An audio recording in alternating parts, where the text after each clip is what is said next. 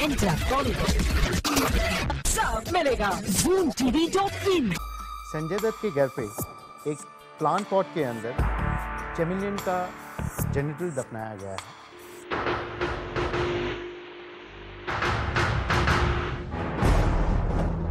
बॉलीवुड की अब तक की सबसे बड़ी shocking news. Bollywood actor Sanjay Dutt के घर पर किसी ने किया है ब्लैक मैजिक, यानी काला जादू।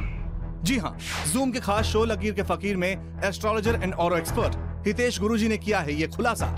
उनके फ्यूचर मिरर के मुताबिक संजय के घर में किसी गमले के अंदर छिपाए गए हैं गिरगिट के जनाजल्स, और शायद इसी वजह से आ सकती है संजय और उनके परिवार पर मुसीबतें। जो मिरर गेजिंग के थ्रू मैंने देखा है, Sanjay Dutt is going to face legal problems very soon। लेकिन संजय के घर इस जादू टोने की वजह क्या हो सकती है? अभी तो सिर्फ अंदाजा लगाया जा सकता है कि उनको अपनी वाइफ मान्यता से स्प्लिट करने के लिए। अब इस सो कॉल्ड ब्लैक मैजिक से बचने के लिए संजय को क्या करना चाहिए, इसका जवाब भी हितेश गुरुजी ने दिया। उनको तुरंत ही बगलामुखी पूजा बिठानी चाहिए, अनुष्ठान बिठाना चाहिए अपने घर पे, to protect himself and his family from negativity, black magic. हाल फिलहाल संजय दत्त की प्रोफेशनल लाइफ भी ठीक नहीं चल रही। उनकी पिछली फिल्में नॉकआउट और लम्हा बॉक्स ऑफिस पर धमाल नहीं मचा सकी, लेकिन इन सब नेगेटिविटी के बीच उनके घर पर खुशियों ने दी है दस्तक। As Sanjay and Manyata are blessed with twins.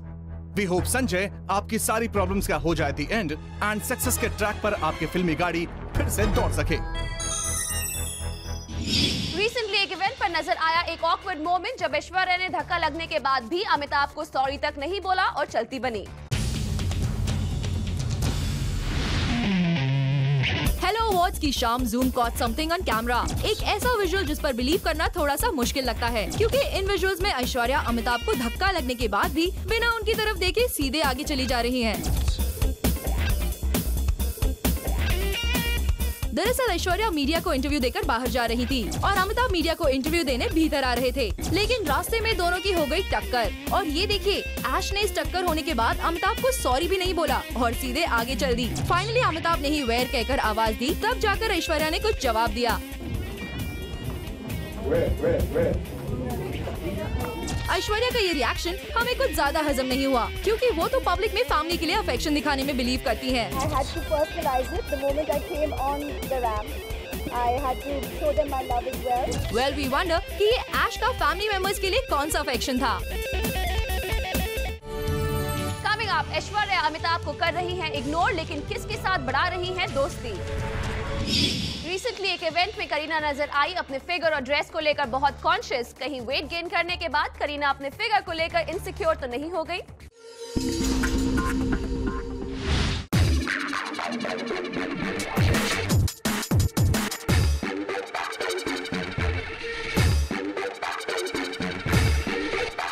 कभी देखा है करीना को अपने फिगर, ड्रेस और लुक के लिए इतना कॉन्शियस? नहीं ना।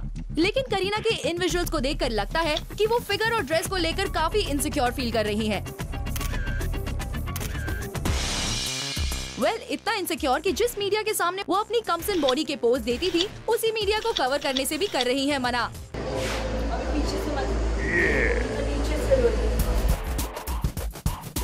करीना मीडिया को पीछे से कवर करने के लिए मना कर रही हैं, क्योंकि उन्हें लगता है कि वो बैक पोज में मोटी न नजर आ जाएं। इतना ही नहीं, मोटी नजर आने के डर से वो बेल्ट को बार बार टाइट भी कर रही हैं। ये वही करीना है जो हमेशा अपने फिगर को लेकर बोल्ड और कॉन्फिडेंट नजर आती थी, और रिसेंटली वेट गेन करने के बाद भी करीना ने बातों में तो अपनी वही कॉन्फिडेंस दिखाने की कोशिश भी की थी। Leaving the size 0 to the other girls. Let everyone run to the gym, and now I'm putting on my curves bands. लेकिन अब जब मौका मिला अपनी इस कर्वेशियस बॉडी को फ्लॉन्ट करने का, तो साइज 0 के बिना करीना का कॉन्फिडेंस भी 0 हो गया। कमिंग अप, अक्षय की दिवाली पार्टी में कौन बना लखपति और कौन बना खाकपति।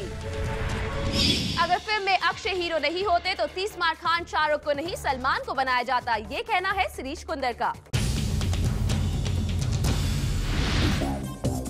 SRK को फराह और शिरीष अनदेखा कर रहे हैं। ये तो हमें तभी पता लग गया था जब शाहरुख नहीं दिखे फराह खान की आने वाली फिल्म 30 मार खान में। पर कहानी में ट्विस्ट तो ये भी है कि जब हमने शिरीष से पूछा कि इस फिल्म के लिए उनकी पहली चॉइस कौन थी, तो उन्होंने तुरंत कहा कि ये स्क्रिप्ट मैंने अक्षय के लिए ही लिखी थी। 30 मार Khan was written by me and it was always written for Akshay. This film especially 30 मार Khan was written for him because it's like in the Austin power zone, comedy over the top. चलिए मान लिया, बट जब हमने शिरीष से ये पूछा in case you had a choice to cast among the 3 Khans, who would he be? तो शिरीष ने कहा Salman Khan. Again, he is good at madcap comedy. Other than Akshay, he is only one who does madcap comedy. यानी कि सीधा निशाना साध दिया शिरीष ने एक बार फिर SRK पर। हम आपको याद दिला दें कि मीडिया में ऐसी खबर फैली थी कि शिरीष की एक फिल्म को करने से शाहरुख ने भी कुछ इसी तरह मुस्कुराकर कर दिया था इग्नोर। शायद ये उसी का असर हो। कमिंग अप, सलमान के बाद कौन बनेगा cop? I'm looking forward to working with Vishal Bhardwaj. सुना आपने, सैफ करना चाहते हैं विशाल भारद्वाज की अपकमिंग फिल्म में काम, लेकिन विशाल तो इस फिल्म के लिए शाहरुख को साइन कर रहे हैं। सैफ अली खान की किटी में एजेंट विनोद के बाद कोई फिल्म नजर नहीं आती।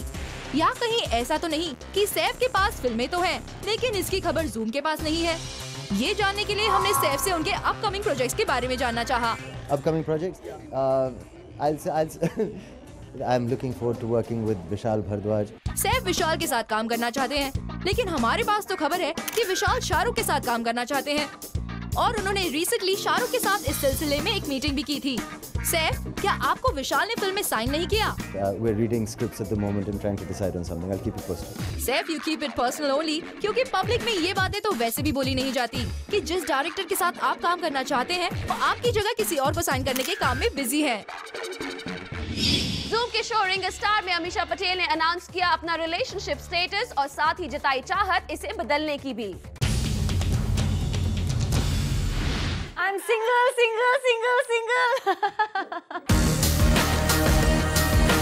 She said it and you heard it. Amisha आई थी जूम के शो रिंग स्टार के शूट में, जहां उन्होंने न सिर्फ डिक्लेयर किया कि वो सिंगल है, बल्कि उन्होंने अपॉइंट किया जूम की एंकर सुरप्रीत को to find a match for her. और इसके बदले अमीषा गिफ्ट करेंगी उन्हें अपना एक designer handbag. And then I get the bag. I'll get the bag. Exactly. Not only this, जब अमीषा को सारे फोन आ रहे थे उनके फीमेल फैंस के, तो she got a bit perturbed. And finally, जब एक मेल फैन का फोन आया, तो Amisha just lit up. It's so nice and refreshing that I've had more girl callers. Even though I'm single, I should have had more men. But a guy finally. It's good to keep your options open, Amisha. But we are just wondering that what happened to your long-time boyfriend, Kanav Puri. Time to show you special report.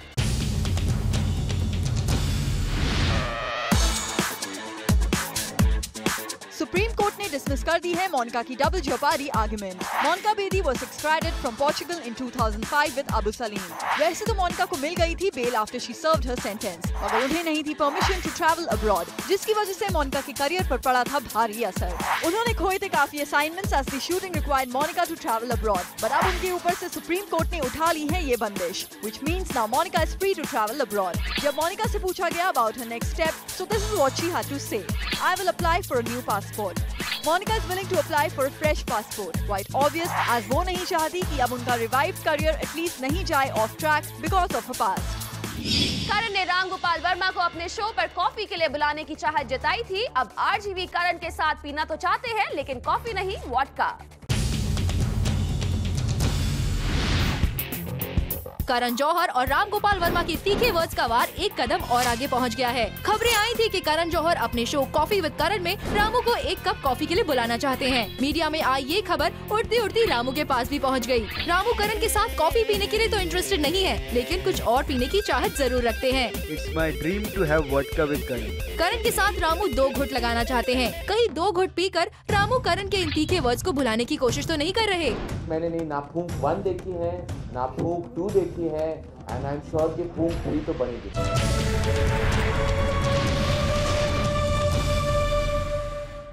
Deepika Padukone और उनके so called special friend Siddharth Mallya एक साथ नजर आए गोवा के एक private function में, and शटरबक्स ने क्लिक किए इनके ये प्राइवेट मोमेंट्स। दीपिका और सिद्धार्थ भले ही दुनिया के सामने ना करें इजहार मोहब्बत, बट फोटोज खिंचवाने में नहीं रहते ये दोनों पीछे। जरा देखिए इनकी कुछ नई तस्वीरें, जहां दीपिका और Siddharth are looking madly in love. इस तस्वीर में तो दीपिका ने रखे हैं अपने हाथ इतने comfortably on Siddharth thigh. Events पर कैमरे के सामने आने से तो ये दोनों इतने कतराते हैं जैसे कि इनके बीच कुछ हुआ ही ना हो। रिसेंटली हुई बीटी पार्टी में भी जैसे ही हमारे कैमरे ने कैप्चर करना चाहा दीपिका और सिद्धार्थ को, तो झट से पीछे हट गई दीपिका और अकेले रह गए सिद्धार्थ, जिन्होंने बात को टाल दिया कुछ ऐसा कहकर, I'm not requesting anything. Don't use me. But contrary to that incident, अब जरा देखिए कैसे राजी खुशी फोटोज खिंचवा रहे हैं ये दोनों। ये पिक्चर्स क्लिक की गई एक प्राइवेट इवेंट पर इन Goa. So Deepika and Sid, when do you guys plan to give the good news? Recently films और एड्स में बेबो स्कूटी और बाइक चलाती नजर आ रही हैं, लेकिन बेबो को रियल लाइफ में स्कूटी भी चलानी नहीं आती and we can prove it. Kareena आजकल काफी जगह दिख रही हैं स्कूटी चलाते हुए, कभी 3 इडियट्स में तो कभी गोलमाल में और रिसेंटली एक टीवी कमर्शियल में भी। बट डिड यू नो कि बेबो जो इतनी कॉन्फिडेंटली बाइक चलाते हुए दिखती हैं वेरियस फिल्म्स और एड्स में, एक्चुअली में नहीं जानती हैं स्कूटी चलाना। और हम ये बात आपको बखूबी कर सकते हैं प्रूफ। जूम के कैमरास ने कैप्चर किया करीना का ये राज, जो कि अब आपके सामने आने वाला है। जरा देखिए कैसे ट्रॉली के ऊपर चढ़कर चल रही है करीना की बाइक, यानी कि ये that Kareena is merely pretending to ride the bike. असल में तो उनकी बाइक ट्रॉली खींच रही है। ऐसा लुक चीट करीना ने किया है ऑलमोस्ट 3 times till now। धोखा नंबर 1 इन 3 इडियट्स, धोखा नंबर 2 इन गोलमाल एंड धोखा number 3 in a TV commercial. Kareena को नहीं आता है 2 व्हीलर चलाना, देयरफॉर उनकी हर मूवी या फिर कमर्शियल में होता है उनका लुक चीट। भाई मान गए बेबो, ये तो जानते हैं कि आप काफी अच्छी एक्ट्रेस हैं, लेकिन इतनी अच्छी एक्ट्रेस हैं ये तो हमें अब पता चल ही गया। और अब बात कैट फाइट की नहीं, फ्रेंडशिप की, क्योंकि हमारे पास हैं कुछ पिक्चर्स जो प्रूव करती हैं कि ऐश और सोनम में बढ़ रही है दोस्ती।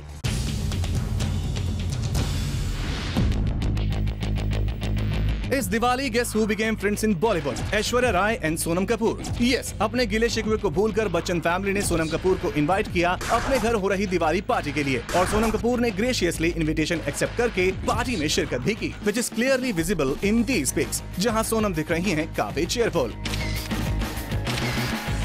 Let us remind you that Sonam and Aishwarya have been on the other sides, as Sonam Kapoor भी उस ब्यूटी कंपनी की ब्रांड एम्बेसडर बनी थी जिनकी ऐश्वर्या राय पहले से ही ब्रांड एम्बेसडर रह चुकी थी। In fact, during the Cannes Film Festival जब न्यूज आई थी कि Sonam and Aishwarya will walk the red carpet together as they belong to the same brand, तब सोनम के कैंप ने खबर फैला दी थी कि ऐश्वर्या का हाथ है behind Sonam's absence at the festival's red carpet। यहाँ तक कि सोनम कपूर ने ऐश पर निशाना साधते हुए उन्हें आंटी तक कह डाला था। And since then, these two ladies had a major tiff. But now with Sonam's presence at Bachchan's Diwali party, all seems sorted between the two lovely ladies. कल हमने आपको बताया था कि कौन सी 2 लीडिंग लेडीज आमिर के ऑपोजिट उनकी अपकमिंग फिल्म में काम करेंगी। आज हम आपको बता रहे हैं फिल्म में क्या होगा आमिर का रोल।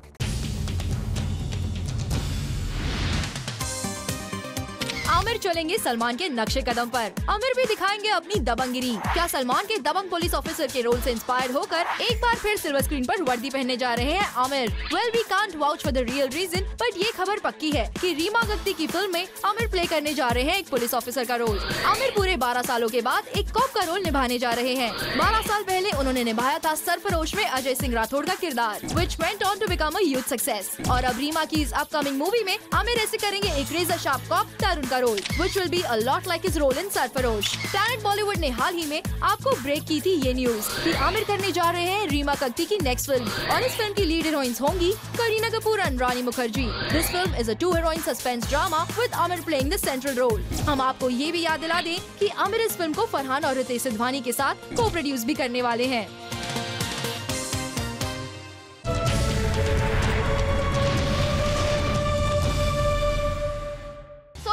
अपनी सिस्टर के साथ करती हैं वार्डरोब शेयर, और हमारे पास हैं कुछ तस्वीरें जो इस बात को प्रूव भी कर देती हैं।